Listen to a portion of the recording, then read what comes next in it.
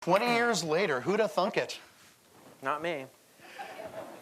This, the Pee Wee character actually, as I understand, was developed long before the movie came out. You created it as part of an improv group here in LA called the Groundlings, right? Yes. Along with some other characters. We're going to talk about some of the other characters after the film, but what was the inspiration for Pee Wee?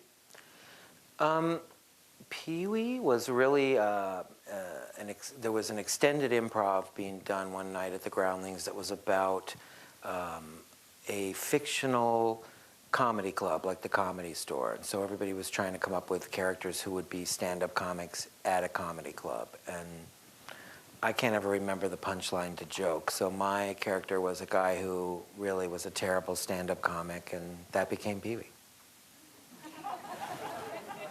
I know, it's a really, you'd think in 20 years I'd have a better story than that, but...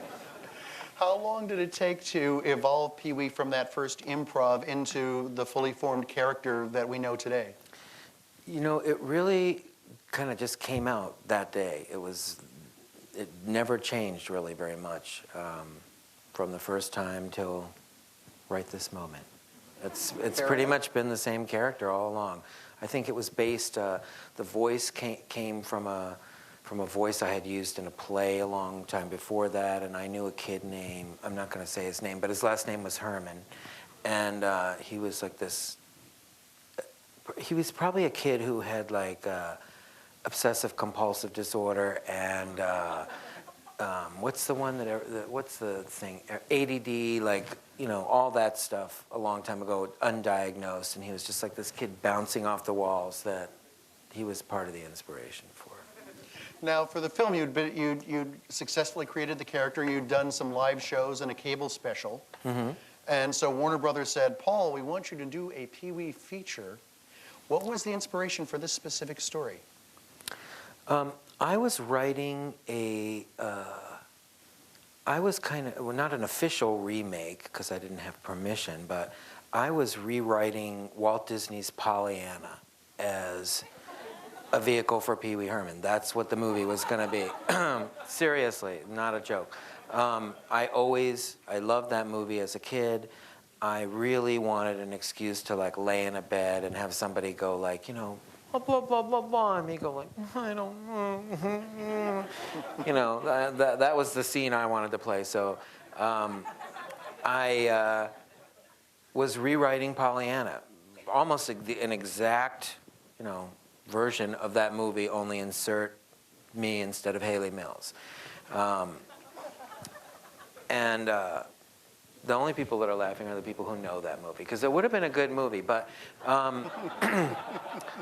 but it never happened. And instead, and I was on the lot working with a guy named Michael Varhall and Phil Hartman, and we were writing this Pollyanna-ish movie, and I would walk around on the lot every day on the way to lunch or whatever, and everybody was riding a bike. Everyone on the lot had a bike, all the electricians, everyone pretty much. And so I was complaining to these two producers one day, like, you know, what do you have to do to get a bike? How do you get a bike here? And about a week later, they presented me with a I want to say 37, but it might have been a 47 Schwinn Racer, this beautiful orange bicycle that's actually the bicycle on the poster for the movie. And it was outside. I went to lunch, and when I came back to lunch, they had like put up a sign with a parking space for me out in front for this bike, and the bike had, you know, I think it said Pee Wee or Paul or something on it, and I just looked at the bike and went, oh my God, you know, this is the movie. Pee Wee's bike and the bike gets stolen. That's the movie. And I mean, literally, we ran back in this bungalow and ripped up.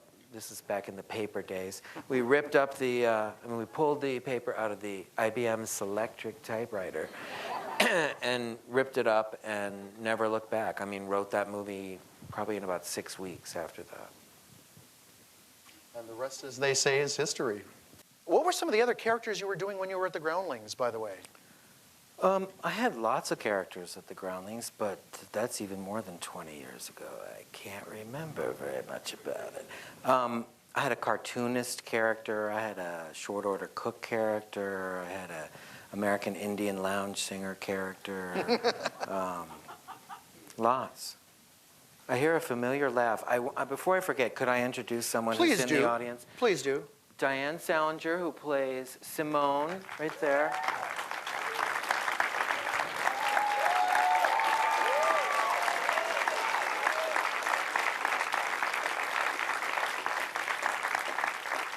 We were reunited later, a few years later, playing the Penguin's mother and father in Batman Returns. Remember? Thank you. Thank you. Well, speaking of that, let's talk about your relationship with Tim Burton. Now you went to Cal Arts, didn't you? I did. Were you there at the same time that Tim was a student? No. So you just have the shared alma mater. How did you meet Tim, and how did Tim become the director of Pee Wee's Big Adventure?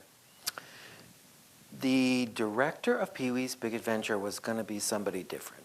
I turned the script into Warner Brothers and included a list. I got a book called Directors, I think it was called. And it had everyone who had ever directed a movie in it. And so I went through the whole book and I made a list. I probably had 200 names on this list of directors. And anybody who'd made a movie I liked. Excuse me, I had dinner while you guys were watching the movie. I really did, and I'm really burping. I turned in a list of 100 directors, maybe 200 directors, and went on vacation while Warner Brothers read the script. And they came back and said, here's the director of the movie, which wasn't someone who was even on my list. And it was someone who had made 2 movies that I really didn't like very much. And so I said, no, that can't be the director of the movie. And my 2 managers at the time pulled me aside and said, you don't understand how this works here. You have a green-lit picture if you agree to this guy. And if you don't, these people could be gone. This is at Warner Brothers, where the people that we were talking about, Terry Semel and who? Bob Daly. Bob Daly.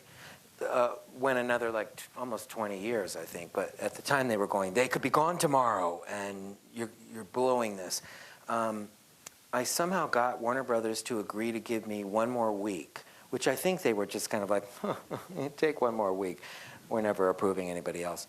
And I went to a party that same night and was asking everybody I knew at the party, do you know any movie directors, any new movie directors? And a woman who was in the Groundlings with me, who's gone on to do a lot of writing and performing, named Mary Edith Burrell, told me, oh my God, I just saw this movie this morning. I think she had seen it that morning. Frankenweenie. The guy is the perfect director for you. And Shelley Duvall's in the movie. You could call Shelley. So I called Shelley Duvall up, and she went, oh my God, he's a great idea. What a great idea. You guys would be perfect. And I went back to Warner Brothers, and we said, Tim Burton. And they said, yeah, we know who Tim Burton is. We're trying to get Tim Burton to direct something over here at Warner Brothers. We already know about him. We're not even going to send him your script. He's already turned down 10 projects here. We can't find something he wants to direct. And they wouldn't send him the script, so my manager sent him the script, and he agreed the same day. I love that story.